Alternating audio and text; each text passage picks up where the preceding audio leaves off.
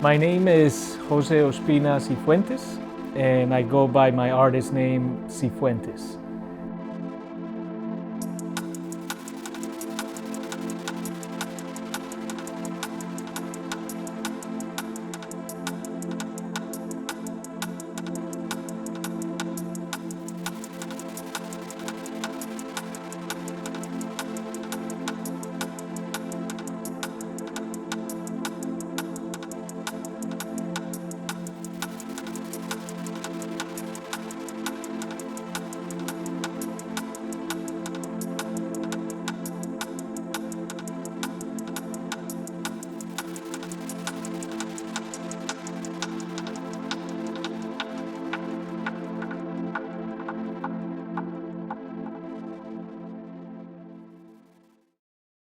I am originally from Colombia, Medellin, Colombia. I was born in a beautiful city, the city of Eternal Spring, back in '84.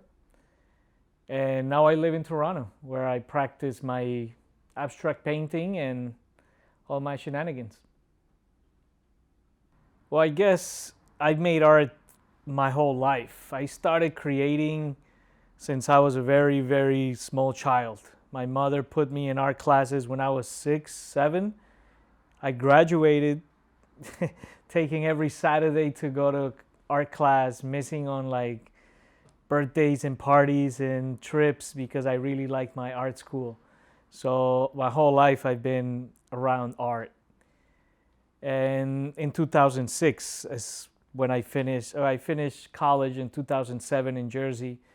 But in 2006, I decided that I was going to be an artist, a professional artist, and someone who practices and lives off their work, you know? And I haven't stopped since. Even with the issues and challenges in my life as an immigrant, I keep painting. My main inspiration right now for my work is the fact that everything in my life is going against me being an artist. And I'm a very stubborn person. And the immigrant experience is what's making my moods become colors. I am painting right now because I love it, because I feel like that's the thing that I love to do the most. It makes me feel free. So my main inspiration, you could say, is the immigrant experience. Okay, so if I could give my teen self an advice, would be to not listen to anyone but your instinct. I say don't listen to anybody. I say go, and if you fail, then you're in a good age to fail.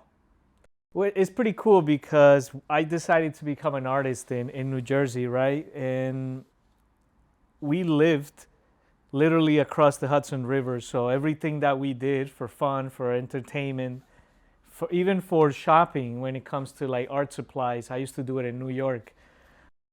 So most of my friends always took me to New York City and everything was in the city, right? So Basquiat was a big influence. And I didn't even know who he was, but I like graffiti and I was doing graffiti until I got caught. So I'm not going to say Basquiat was my biggest influence, but he was definitely one of the first in the sense of he had the balls to write on the streets. He had the balls to write on canvas. He had the balls to just get out there and fucking do it. And I like that. The power of painting versus everything else, and I've done everything else. I tried, of course, in college they make you try it all, and I found that painting is what gives me more freedom. I think painting is very real, very truthful. I just like splattering paint and seeing how it drips and seeing that. No other technique gives me that. No other technique gives me that freedom that maybe I'm searching for. Yeah. The painting behind me was. This painting is already a year old and is not finished because it cannot be finished yet. It's called implied status, which is the status they give you when you have an application pending in immigration, meaning you're not gone, but you're not here. You have implied status, meaning we might let you stay. The moment that I get the permanent residency, I will sign this piece. If not, I will stay unsigned. So it's not finished until I get it. Yeah. Okay, so number one thing I would love for people to feel is the fact that no matter what happens, if they want to be an artist, they can. No matter if they migrate to a new country, no matter if they have no money, no matter if they lose status, no matter if shit happens, because shit's always going to happen. If you want to be an artist, be an artist. You can be an artist with a sketchbook in your pants. And if anything, my work can tell the whole world that I've always done whatever the fuck I want. I was raised by very Catholic people, so fear was always looming. It was always there. I was always supposed to be having fear of God. I was supposed to always be afraid of what can happen, sins, all this shit. And I always chose to be brave and just see what happens, see what happens on the other side of comfort. You gotta do it. That's what I say to my younger self again. Stop listening to people, man. If you feel it, you gotta do it. I do understand that now in my process I'm deconstructing, because I used to like to elaborate more and more and more. And again, psychedelics and those experiences that take you out of the present moment and the tunnel vision, you realize that a lot of that was ego. A lot of that was just me. Look how good I paint. Look, I can paint someone just like that. Look, I can do realism.